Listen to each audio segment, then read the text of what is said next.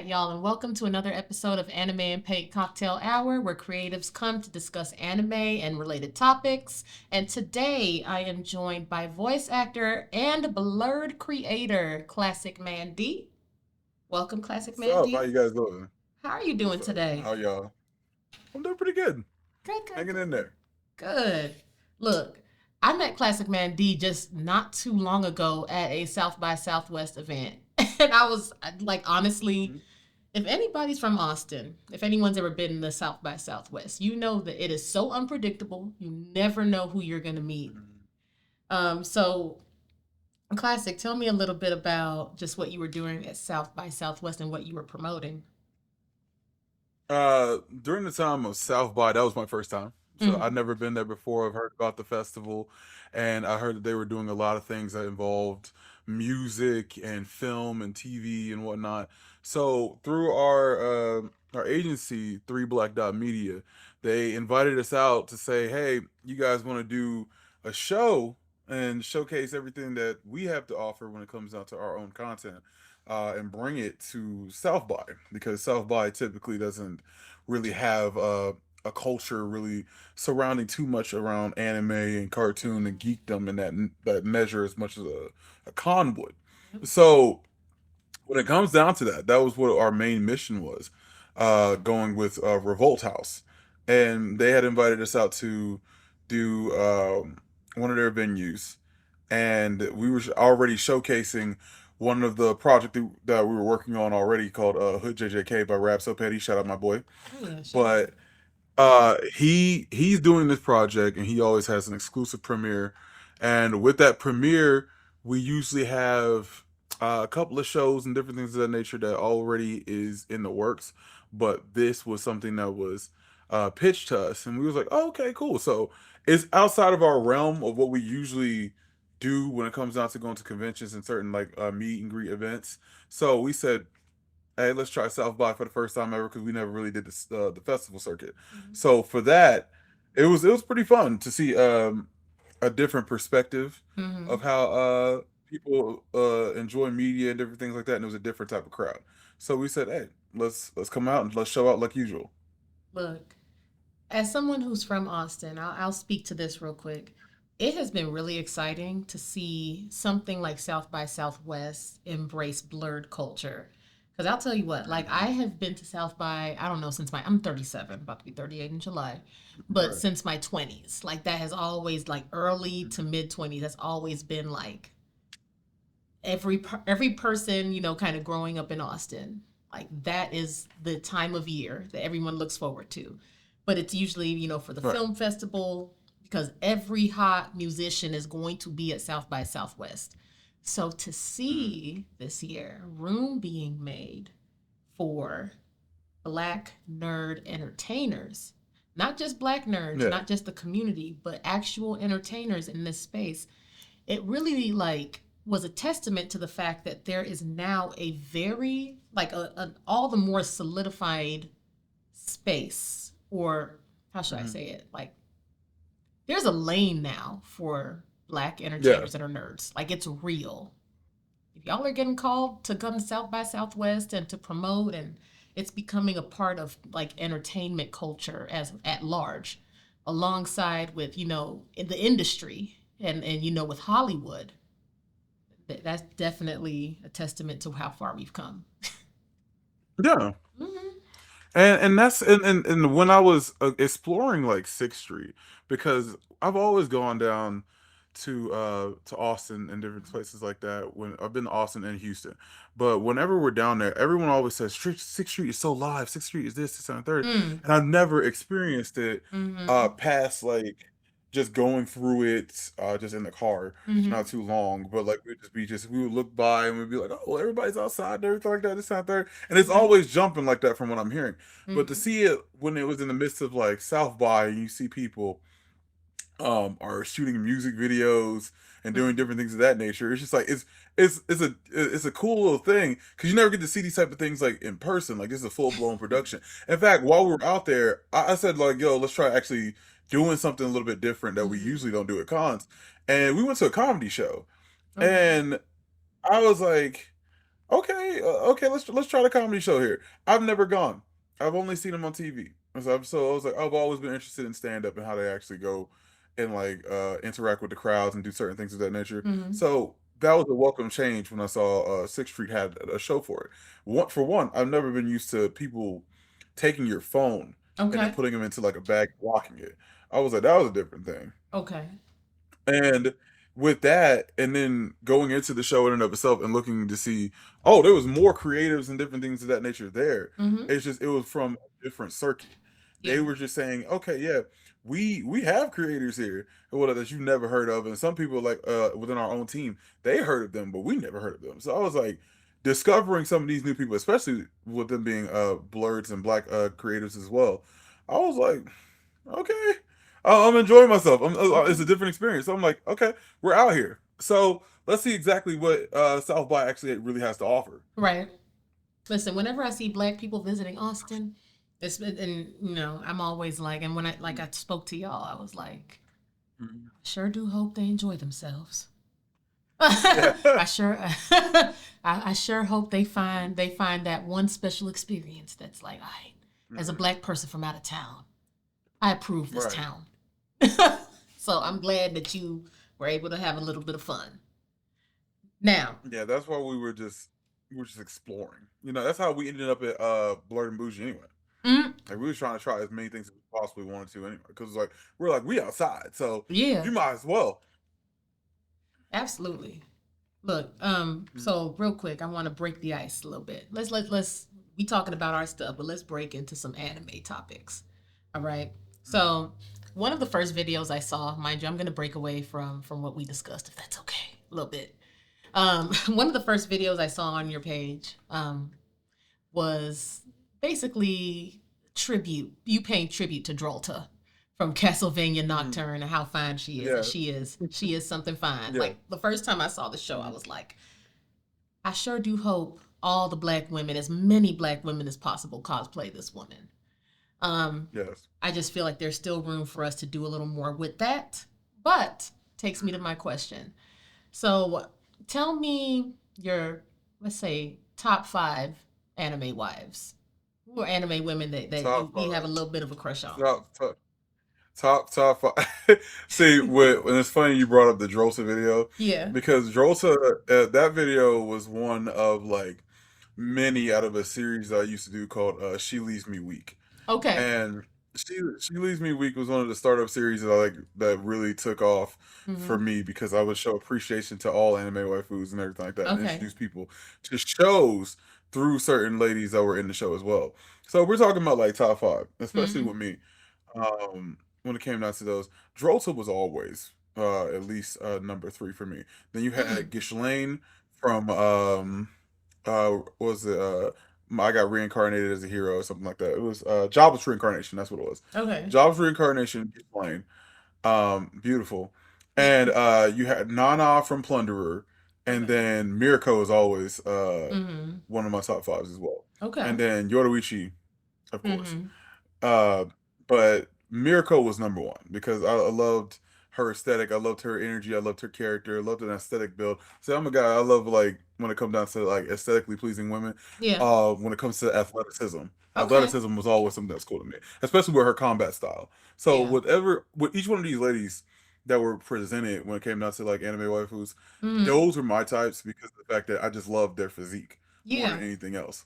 And then that certain mindset and attitude and whatnot, when you have more powerful women within that space and within these certain shows and whatnot, and they're not more of a damsel in distress character, I've Yeah. always enjoyed that. And then, especially with Drolta, because Drolta had an aesthetic that Mm-hmm. I hadn't seen in a hot minute. Because the simple fact of the matter is that she had this type of energy and aura about her, especially with her design and her character, that Mm-hmm. put her in the realm of more along the lines of being the main character or the main villain Right. rather than the sidebar character or just like the foil to whatever the main villain was, Yeah. and that's their right hand man. Which I was glad in the direction that they went in the ending of Castlevania's Nocturne's ending, to where more along the lines that she was put more in the forefront Yeah. when she came back. Yeah. Yeah, so I was like, okay, so yeah, they are hearing us. They understand that same factor too. So I was like, okay, cool. So I'm not tripping. But yeah, that's why like she and to this day, Drolta is still like I think the most popular She Leaves Me Weak I've ever done. That was like Yeah. 2 million views off that one. So I was like already knew with this character when she had first premiered, she was going to be a phenomenon. And I'm actually really glad that I was a part of the factor that like a lot of people were able to even be introduced to this character because of the simple fact that most people weren't really inclined to be watching Castlevania like that Mm. unless it was what's it called?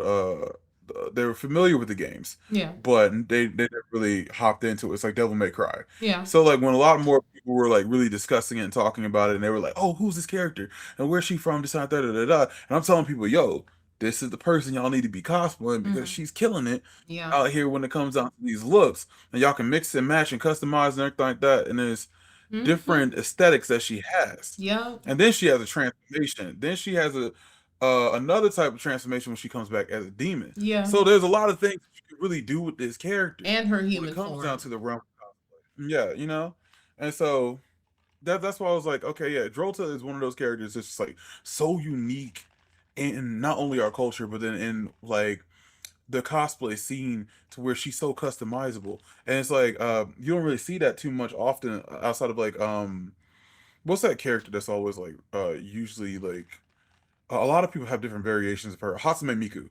Like now, like there was like a time not too long ago that Hatsune Miku just got Mm-hmm. a Brazilian version of her, Okay. and they had the black version of her, then they had the Hispanic version of her. A lot of people were trying to figure out ways of making her into their culture Mm-hmm. and whatnot because Hatsune Miku is just is a very like recognizable figure Yeah. within the K-pop space. And so then you had I feel like what was it? I also liked the phenomenon that it had started with K-pop Demon Hunters Yeah. and the Saja Boys, and how they have started a new trend Yeah. of how it Yeah. comes down to like a mixture between during this time of the demons coming out with the Saja Boys, Mm-hmm. then with sinners coming out, Yeah. vampires. Yeah. Vampires have made a flushing return, and it's some of the easiest cosplays that anybody can do. Yeah. So to see Drolta get that much love and appreciation, especially as like a black woman, Mm-hmm. fire. Like, cause like I'm far from removed from saying, hey, let's get some more black women some credit when it comes down to cosplay. But I'm tired of seeing the same ones over and over again. You know Right. what I'm saying? Because everyone's go to is Yoruichi Yeah. first and foremost before anything else. Yeah. But and you see a lot more of those.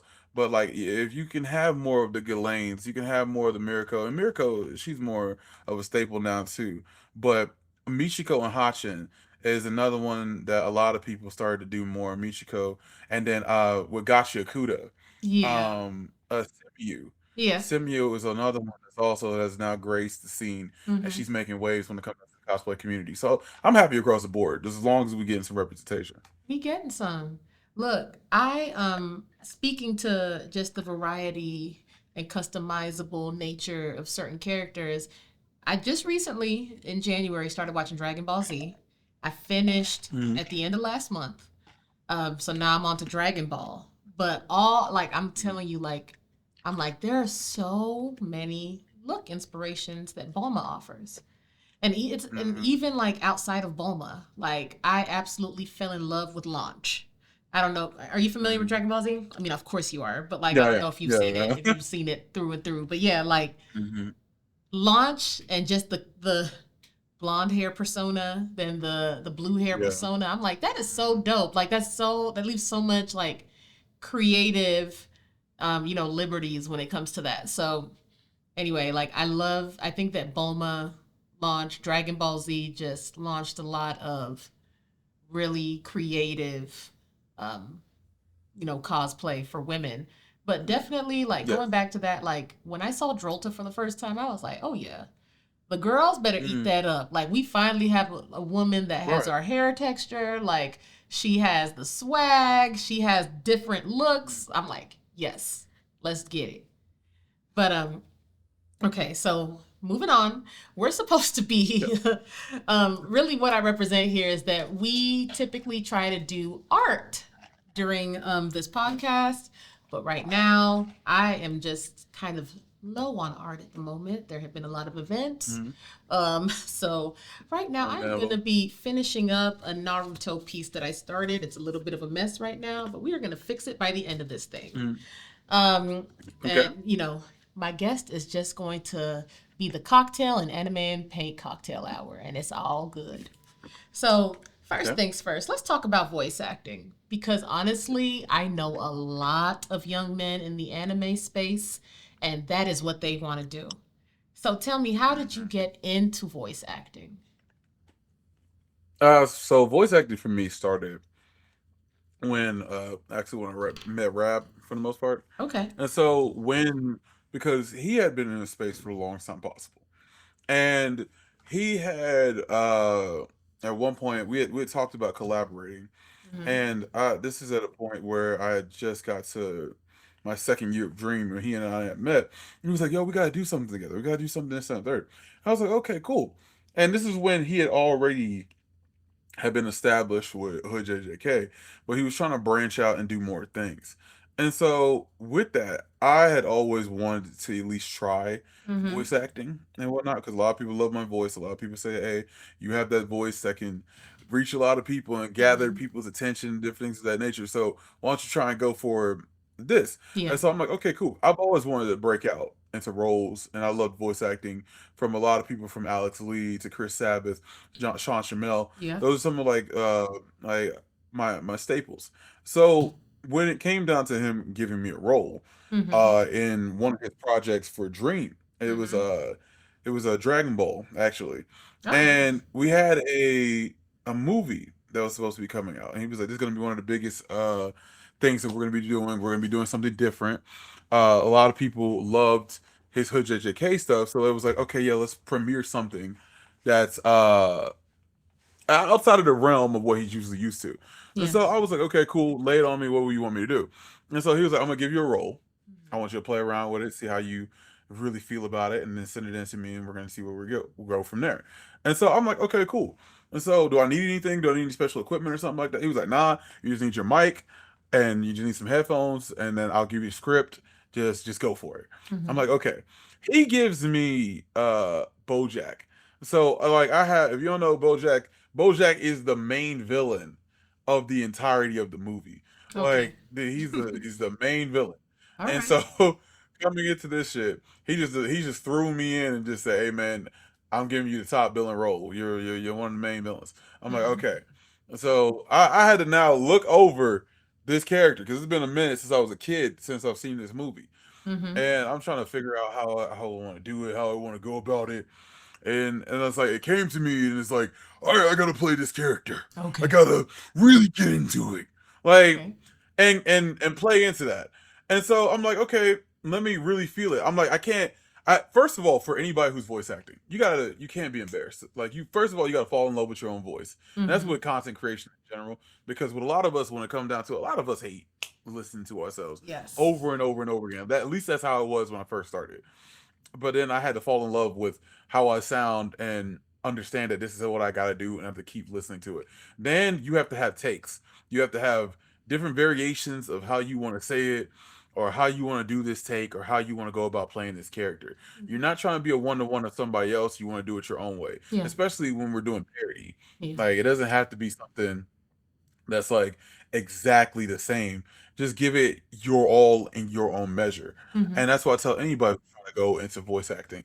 Like the best thing about voice acting is that anybody can do it, you just have to start. And that's the same thing with content creation. Like a lot Right. of people ask us, even when we're at our panel, like what does it take for us to start voice acting? You just gotta grab a mic and go for it. Yeah. Like high key. Cause I had never voice acted before. And I sent in all my lines and everything like that to him. It didn't take too long. I recorded it with OBS. Just hit record. I put like a PNG of like each one of the scenes of what I wanted to do, and then just record over them while reading off of the lines. Sent it in, and then Rab edited it and did everything he needed to do. And then we was ready within like 2 or 3 days from the premiere. And that's how, because he works all the way through until it's time for us to really get going.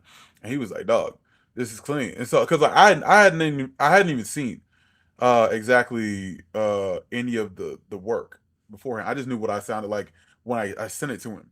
So when he's finally synced up all the characters and everything like that, and he sends me the first clip, and I saw it, and it was like, it's on my page too, and one of the our boys Mo, Okay. he's playing my subordinate, and he's hyping me up. He's doing all the rest of this type of stuff, and then like I finally hear myself through that character. I was like, oh nah, this is it.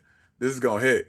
And then when we got the crowd, like we showed up, and I was wondering exactly where our room was. I Mm-hmm. didn't know exactly what we were supposed to be doing because I've done panels before. Yeah. And one of the panels I did before was anime court.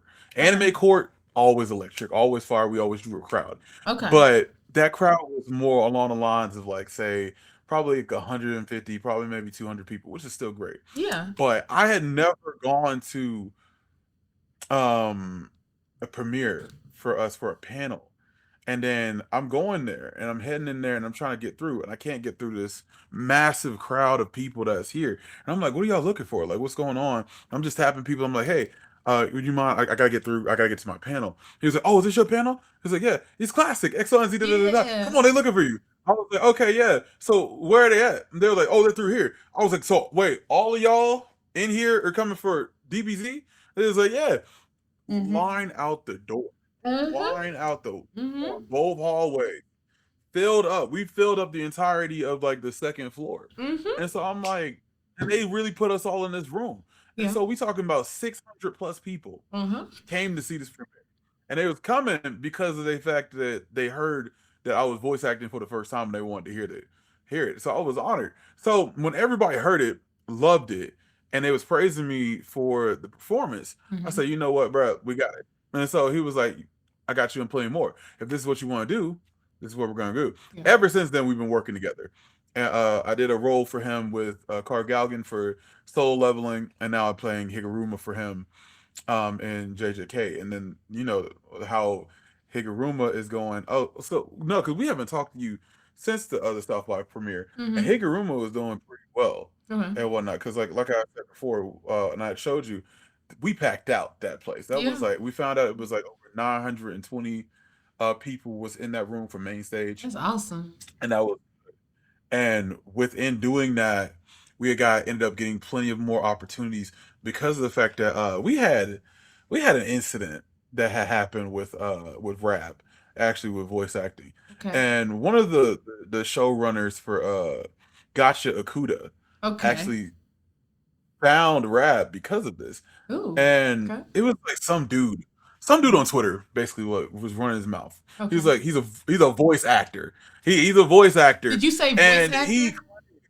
no, I say voice actor very because Okay. this guy was coming at a very prominent voice actor that we all know, Okay. Zeno Robinson. Yeah. Zeno Robinson Oh was yeah. Oh on honey, stage I know about after this. everybody knows I powerful didn't blurred, great guy. I didn't know And when Rab he had showed up anything to do with this.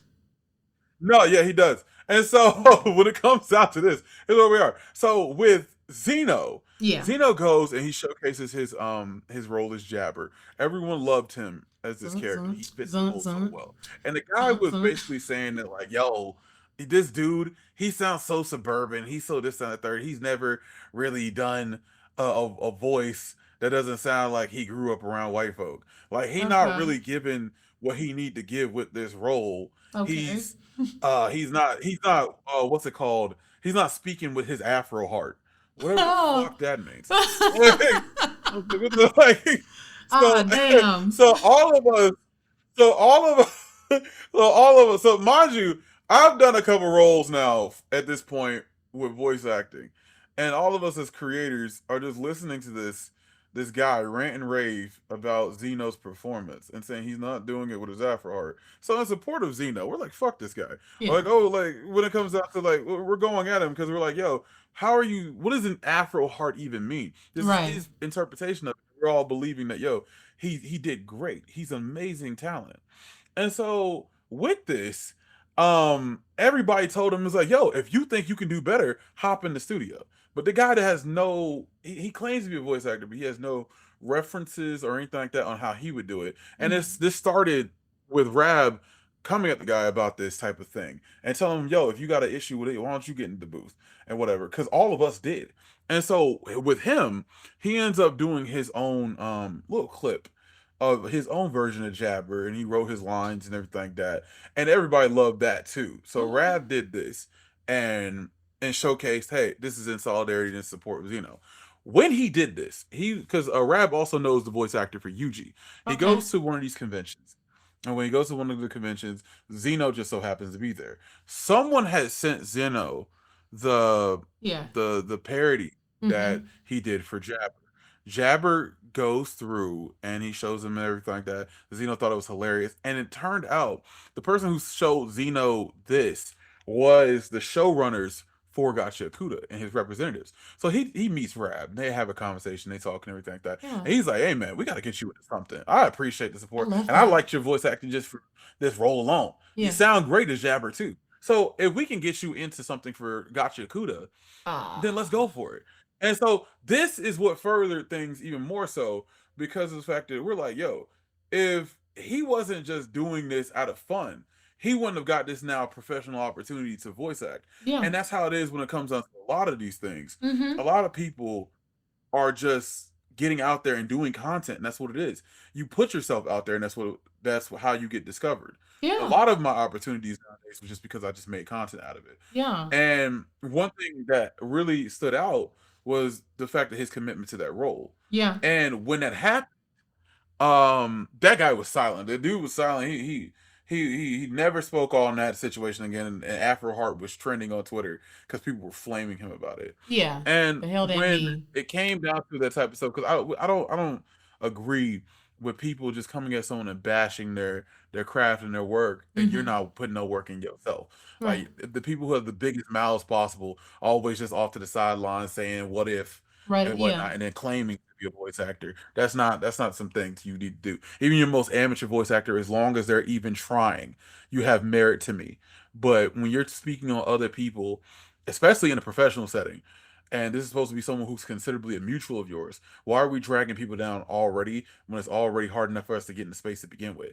Like, especially when like we had like instances with AJ Beckles and Yeah. his wife catching heat because they were playing Momo Ayase and Okarun, Yeah. both as black characters, and then we had an artist to draw them in a more black tone and Mm-hmm. whatnot. It's just fan art. It's just and then like they were getting so much pushback from the community off of this type of thing, and we had to come through and support. So that's why when in voice acting, it was so important to me and how I got into it because I was like, I've got nothing but praise and love out of it, and I enjoy it. Mm-hmm. And for me, being the person I am and the skin that I have, oh, it's an inspiration to a lot of people who want to get into this space too. So that's what it's a responsibility for me to showcase and give it everything I have when it comes to voice acting, and that's why I'm so passionate about it as it is now. Can we go backwards real quick? Because first and foremost, Yeah. I think that there's a lot to learn from the fact that you all are just doing things that you enjoy. But Mm-hmm. now, and mind you, I know we're transitioning to rap a little bit, but you talked about, Hood JJK. Like, Mm-hmm. mind you, like me at my grown age, my 16-year-old son, we can share knowledge of you guys' work already. This is more Yes. than just like, oh, certain fans or it's very niche. It's like there are entire families that know, Mahoraga, the op stopper. You know what Yeah. I'm saying? Stop. But yeah. You know what I'm Uh, saying? Like, and it's crazy how you can just come up with something one day and it just pour out of you, and now it's a cultural phenomenon to the point of which right. it leads to these opportunities. Andrew, shout out to Andrew. Hey, Andrew. He was asking me like, what do you want this to amount to for you? Like me doing Right. podcasts and stuff. And I'm like, look, like Mm. my business, commercive, um, is Okay. not just, doing a podcast. I also do anime events. Um, Mm. and honestly, like my bottom line is to create lanes for the anime community, period. Whether it's Right. creators, which is this podcast, or it's just consumers and creators, whomever, with my events. Right. And it's like, I don't know exactly what I'm going to get out of it, but I know that I'm doing exactly what I want to do. And look at who I'm speaking to. How did I even run into you? You know what I'm saying? Like, you, Yeah. Right. you guys, like, in the short amount of time that I've dedicated myself to doing this podcast, I have met creator after creator after creator. And I think that just going back to the story and going back to the conflict and all of the, the bullshit from Twitter, people, Yeah. even hell, even shout out to Zeno. I love Zeno. But like, Mm, creatives just creating, you're going to land into opportunities. You're going to get them yeah. because we need that. And right now, and just going to lead into the next, portion of this conversation is we are a new branch of entertainment. Black nerds Yes. creating, especially with things like anime as the main inspiration. This is new. So the people that are Yeah. doing this right now, like, you are all pioneers in this, and people are going to be trying to imitate this in the future, which is why I find it important to have these conversations, because this is inspiration. But along with this comes a dark side, and that is Yeah. what fame can do to a community that's not used to it and did not anticipate it. So with Mm. that, let's take a moment. I'm gonna take this shot because we gonna get to some heavier times. Okay, Hell yeah, shot. absolutely. Cheers. All right. Mm. And with that being said, what am I drinking right now? I have another podcast called Hot Mess Millennials, and Okay. my partner in crime, Shawnee, shout out to her. She's like, Mm. we not finna shout out who, like these brands because they not sponsoring us. Well, Mm. Don Julio is not sponsoring us, and that's fine. But everybody knows, Mm. based off of every episode at this point, that I am looking for Megan Thee Stallion, honey, because we need to talk about some things. Right. Just a quick little interruption Mm. from that. This is what I do every episode. And right now we are drinking Mm. Don Julio, but we are not drinking Chicas Divertidas, but we will be.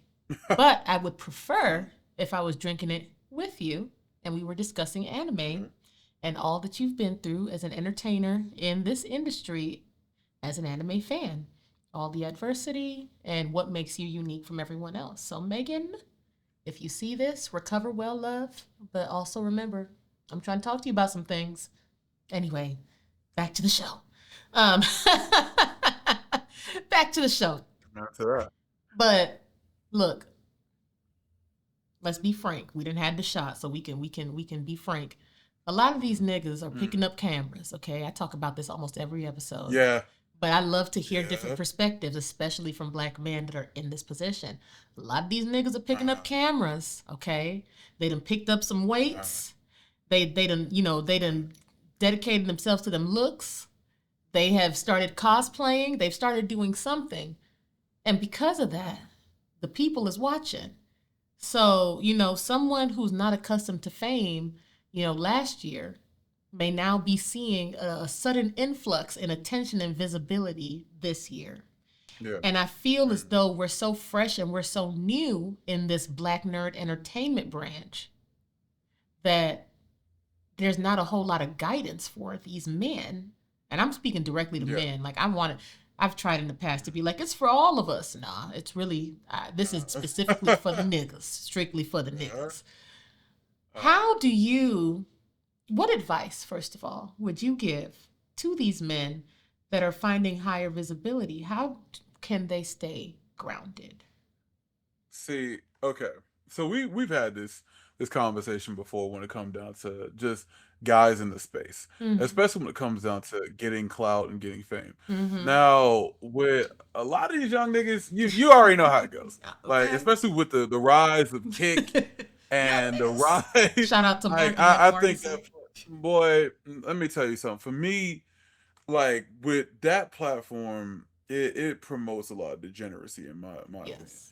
But like when it comes down to that, Twitch and everything else in between, it breeds corniness because with certain stuff, especially when we're talking about, we've had the conversation of DreamCon recently, Mm-hmm. and a lot of people are swaying away from DreamCon, and I'm like, and I would ask a Mm, lot of people why is that, and mm. so the reason being is Look. because that a lot of folks believe that the main thing that's happening now is there's a lot of people trying to now be the next Kai Cenat. They're trying to be the next Mhm. Speed. They're trying to be the next Mhm. Aiden Ross and XQC and all the rest of the type of stuff, Agent. And it's no longer authentic to the Yep. con space anymore. Yep. It's like there's no more types of people really coming to come together and enjoy the fandom that we've been in the closet about for so long, Mhm. because now that it's mainstream, it's now the new trend. It's the Mhm. now the new thing that you're doing just to become popular, just to get Okay. to the opportunities And be, and everything like that, and you've lost your way off of it. but it's not even And just. Let me interrupt you. It's not even just for the so, opportunity. It's for that mhm. validation. You know what I'm Yes, saying? for Because that think too. about where we come Uh, from. Or not, I don't want to say we. right. I ain't gonna put us all in that same thing. But the Mhm. stereotypical, Like nerd is heard. an Yeah. outcast, especially when Mhm. you're black. Oh, why you watching that Yeah, white of shit? course. That ain't black. So it's like, Yeah, no, cause go ahead. we grew up. You Mm-hmm. know we grew up with primarily a lot of our own parents, like they were from the old school. So like you Okay. see some stuff like this. I grew up in a household, a very Christian household, where my Yes, me mother would too. always say, like, if I had Yu-Gi-Oh cards, it was demonic. If I was Yeah. watching Pokemon, that's demonic. Everything like that. It was so you had to hide that stuff in secret. So you couldn't do it at home. At school you get picked on because it's weird.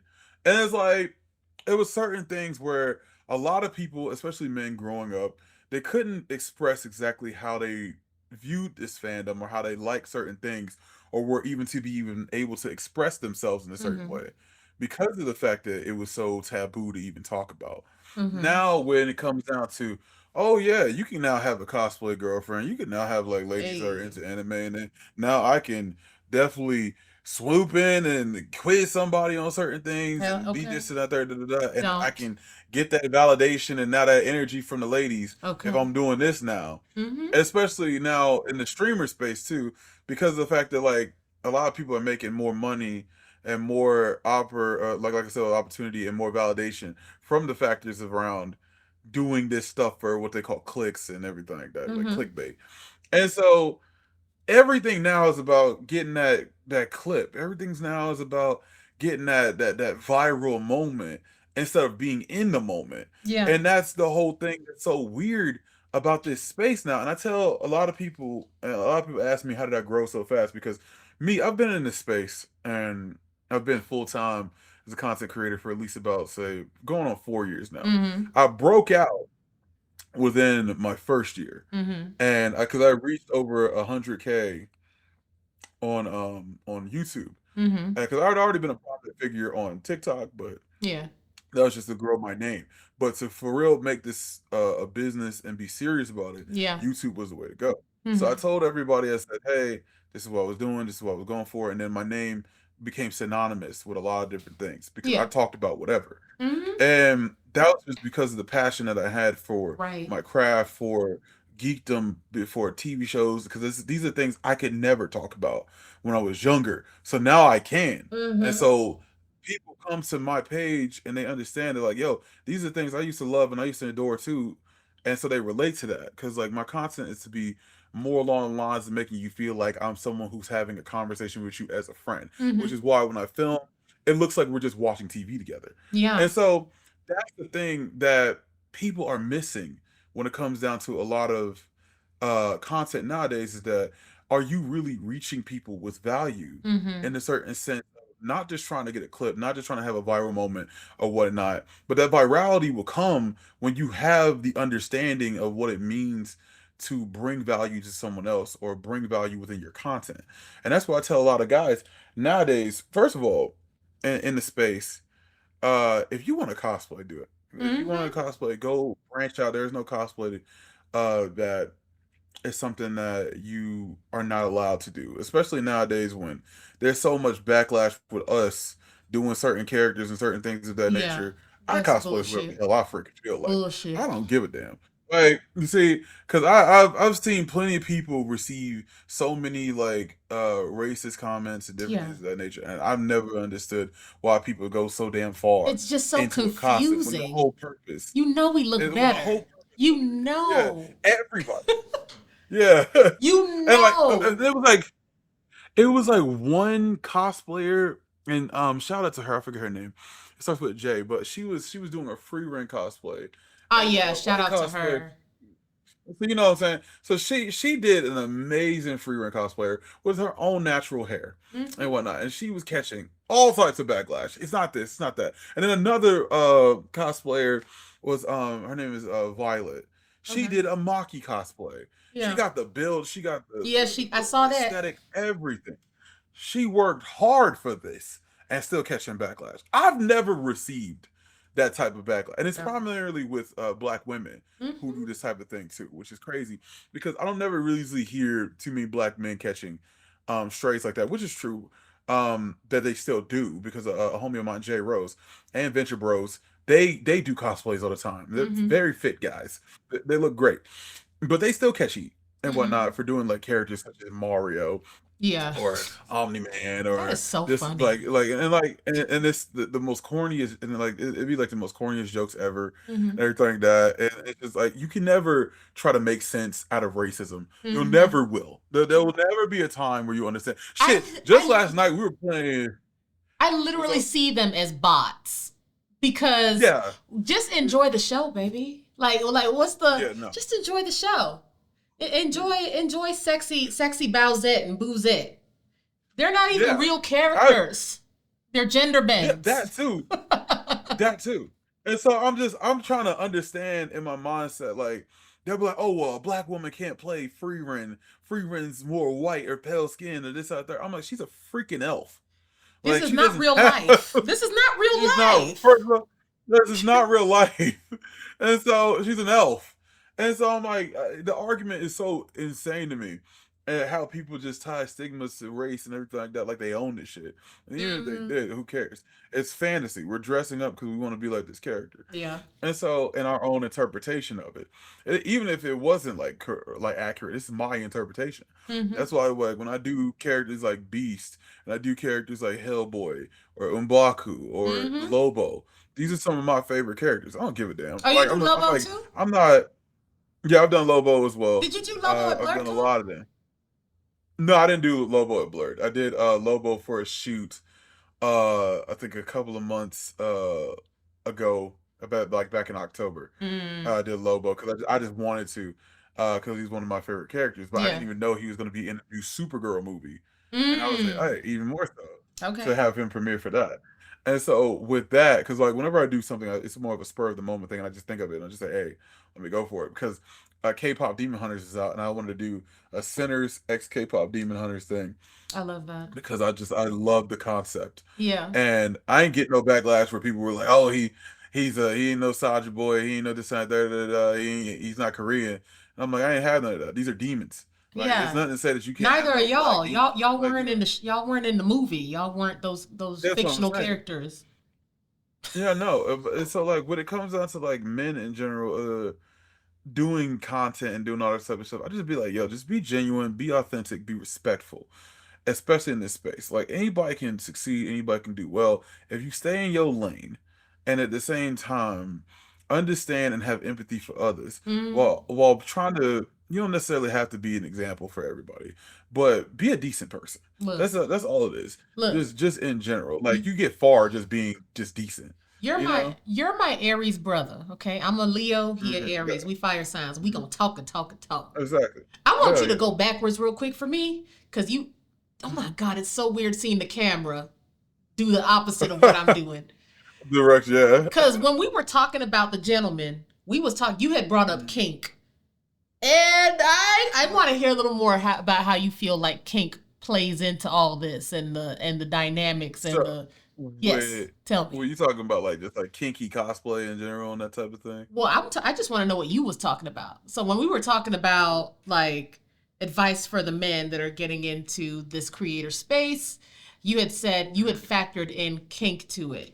Let me give more context to So, what's okay. making me re-ask the question in that way. Mhm. I find. So Go ahead. when Oh, go ahead. okay, Okay, oh no, I'm go gonna ahead. go. I'm go. Look, Aries, Leo, Aries, Yeah, Leo. go. Oh no, you I fine. find every time, very often. Let me not say every time, but very often, kink culture somehow works its way Yeah. into Okay. Yes. All right. Thank you, Andrew.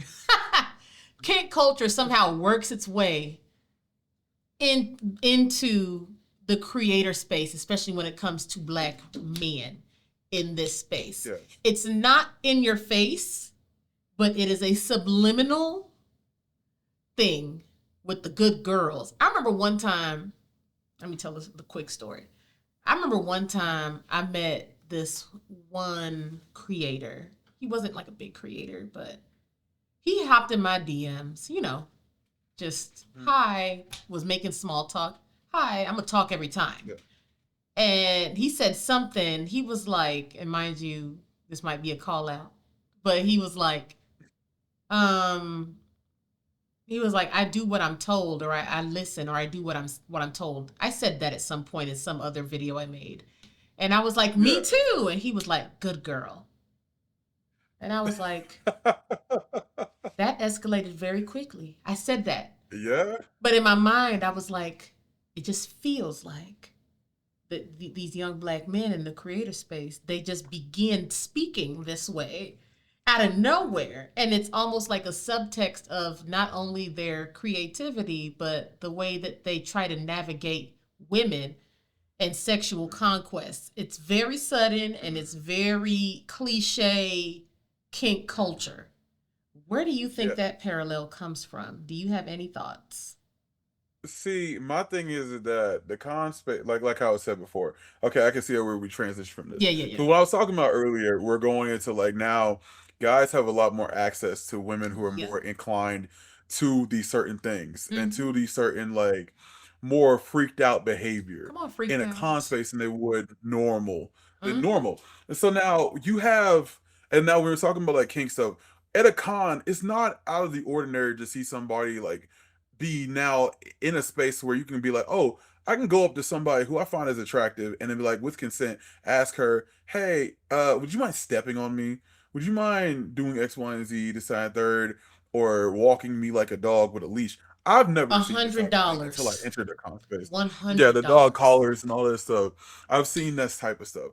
And it's more inclined for a lot of people to now just be free will open to doing that type of thing, and a lot of like creators nowadays have made that a part of their own brand in a certain sense, or their own creative flow, Mm-hmm. because a lot of people do content now to where they go to cons specifically because they know that there's going to be like what they call cosplay baddies and different things like that nature Yeah. there, Mm-hmm. because like a lot of content creators have like certain niches and certain things that OnlyFans. they do for that yeah, well, that too. But for guys specifically and whatnot, who's not like typically a sex worker, like Mm-hmm. they usually make their content around just thirst trapping mm-hmm. or just using their own aesthetic Mm-hmm. for their content. Hello? So like for example, shout out my boy J Rose. Like J Rose, Oh yeah, he's he's cute. considered in the anime community as the king of uppies. Like the Oh. dude, a dude, he looks good. He has a great body. He does everything like that. So any chance he got, he gonna show it off. Okay. And with any one of his cosplays and everything like that, and he's a huge wrestling fan. And so, like, when you have like certain cosplays where he's doing Shawn Michaels, he has certain things like that. He has an aesthetic, and people love that type of thing. Okay. People will love to go to J Rose and certain people like him because they know what comes with some of the cosplays he does. So, Mm-hmm. like, going back into the kink culture, so you have like a character like Nanami. Nanami had one episode of just, and you already know I'm going with this. Nanami has one episode of literally just wrapping this dude's hair up in a ponytail Let and me put my beating the hair in shit a out of him. ponytail real quick. This turned and yeah, this now turned into people doing this and getting on their knees and wanting to get to it. And like so now that's a part of that. Now he's now a part of kink culture. This is supposed to be an Okay. intimidating scene. Now it's horny, you Listen, know. guilty And is so now charged. Listen, if you would have seen look, my ass at BlurredCon. look. That's what I'm saying.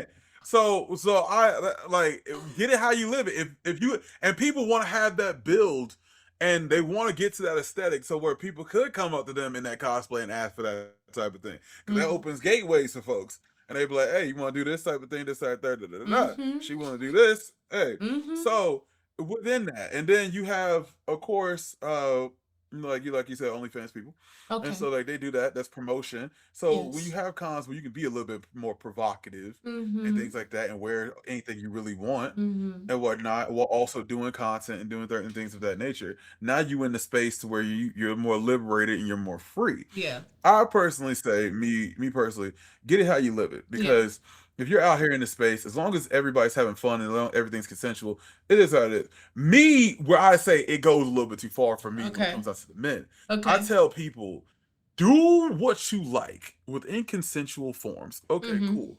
But at the same time, let's have some dignity. Not Because dignity, honey. there's a certain portion where like I think this is at Anime Expo. Some girl had a sign and she was like, I'll spit in your mouth for like $5 or $10, She made a essentially. killing. And people were My lining up. sister Yeah, made a she made killing. some money off of that shit.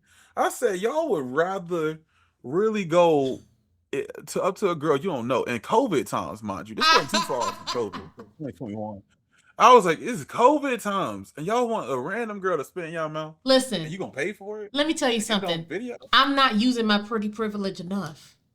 I be needed. I This has inspired. I know that it was about dignity, but this has inspired me.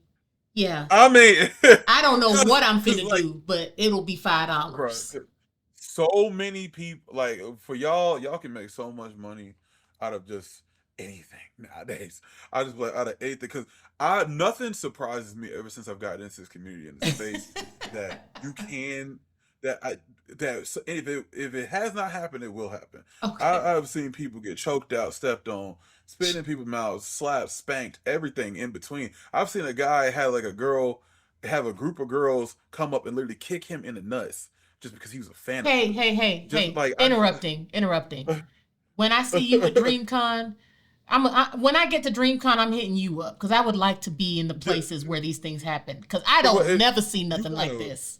you bro. I like when I went to AWA. Like I went to AWA. I never thought because again, we're in a space where plenty of different things happen. Mm-hmm. And there's plenty of like different panels and different things of that nature that people go through. Because Mm. we explore the cons and we see everything under the sun. And you when you really read these panels and whatnot, and they're giving people anybody a panel nowadays.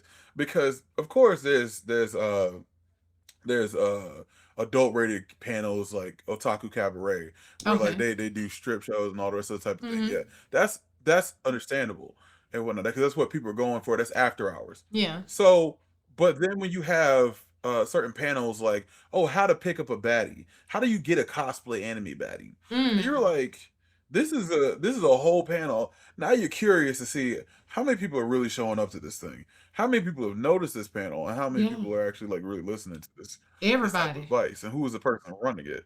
Then you go into the factor of that like there's a whole auditorium of people just sitting there watching hentai together.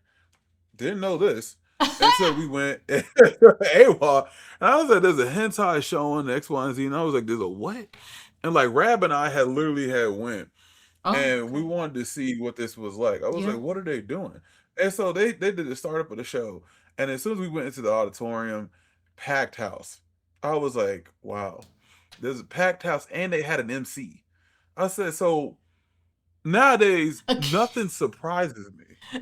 We walked in and walked right back out. I was like, Look, okay, don't so act like and, that. You and can it's the and then auditorium. when Rab wasn't around, you walked right back in, didn't you? Be real. I walked my ass right back out. No, let When me. Rab What went to is the room, you what is a said, good? Let walk me right tell back you. in. What is the time of like you literally hit sitting here with like 50 to 60 niggas in an auditorium filled up. Look, Everybody over here watching look, look, inside together, and look, nobody doing that. look. When I was at BlurredCon, the last episode I just recorded, it's not out yet. I did an episode with AOX's. Shout out to him. I told him the story of how me and an unidentified friend, you already identified Rab, I ain't going to identify this person. Yeah, I know. We Rap. walked into the hentai screening, and as soon as my eyes focused on what was on the screen, it was booty hole, and pussy, Yeah, just dick, yeah. and I was like, oh my See, god. we first got in. When we first got in, it was just starting, so it wasn't like it was like something that was. already in the midst of like what they were doing in that Mm, the film and what we was just trying to see exactly how many people really show up to something like this right. That because was a me good too. bit of us were seeing this panel and then another one of our homies and whatnot they were like okay yeah let's at least stop by to see. Then like you had to get a wristband and all this type of stuff for it. I'm like, if you gotta go through all this, what is really going on? You feel like, Hmm. and there's so many people going into it, and so it's just like you're dumbfounded because you're like you hear about these certain type of things, but you never really see them Yeah. like that until it's like okay, it's just right there. And so like within that, I just tell people I'm like just get it how you live it, but just like have some type of dignity because I ain't too much of the type to kink shame versus nothing like that. But hey, Mm-mm. if that's what they own, that's what they own. Yeah. And that's what Eh, they own. especially especially if you are in a space where it's geek. It's geek. So I just find it get it funny. how you live. It's so my degree was in psychology. That's what I went to college for. That's what I got my Mm. degree in. I enjoy Right. seeing the dark underbelly of life. So walking into Mm. a hentai screening, it's not even about the Yeah. sexual aspect of the experience. It's literally about how do people act whenever we're in a room together and when dicks would Like typically right. be hard and whatever. How are people Mm. acting in public settings under these circumstances?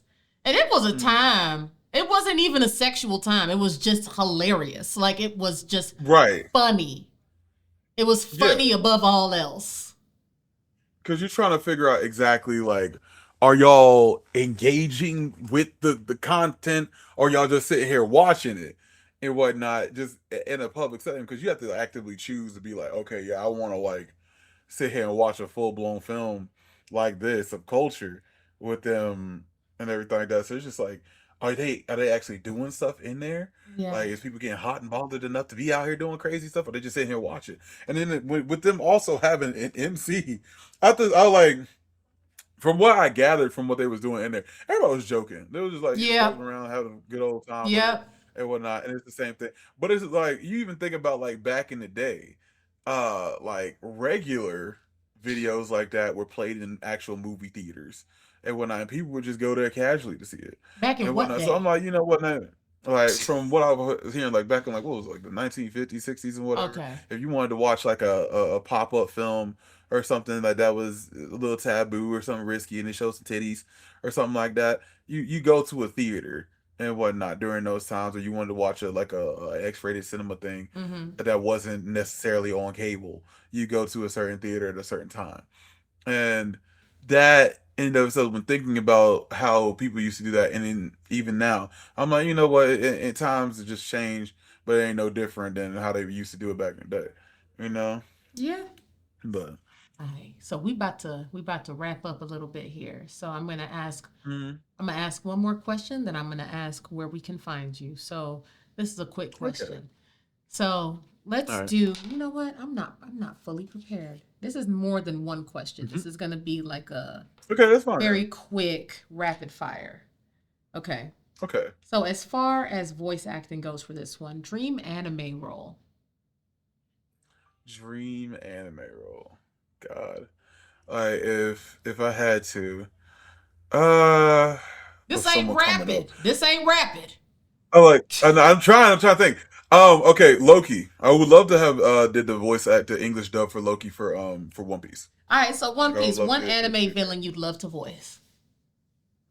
Anime villain. Yes. Ah, God. Ah. if I had a shot at it, I wanted to do Poochie from JoJo. Okay. Oh That's what I wow. kept I Okay. do. That.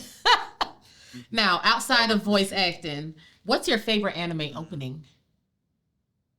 Favorite anime opening, Inferno Green Apple for Fire Force season one.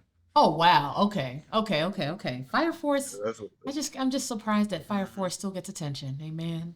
Bro, like, cause Fire Force is cool outside of like that last season. Okay. I believe you. Dub or sup? Mm. I don't have really preference to it. Gojo or Sukuna? Gojo. All right. Where can we find you? Mm. You can find me on all platforms.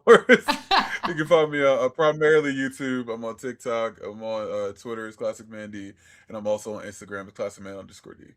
Okay. Are you on YouTube as Classic Man D as well? Yes, on all platforms. As Classic Man D, except. Okay. Awesome. Yeah, Classic Man D. Look, this was a pleasure. Listen, I this flowed so naturally, and I am so honored that you decided that you met me at South by Southwest, three lemon drops in, and said, "I'm okay with Yeah, being on that woman's platform." So, absolutely. so thank you That's the so whole much. purpose of it. Hell yeah! So thank you so much for being here. Happy late birthday. I appreciate you. Thank you. Absolutely. And as usual, I already spoke to it, but I'm gonna say it again because it's that serious. Megan Thee Stallion. And really, it's y'all. If y'all know her, tell her about me because I got to talk to her about some things. Until next time, bye.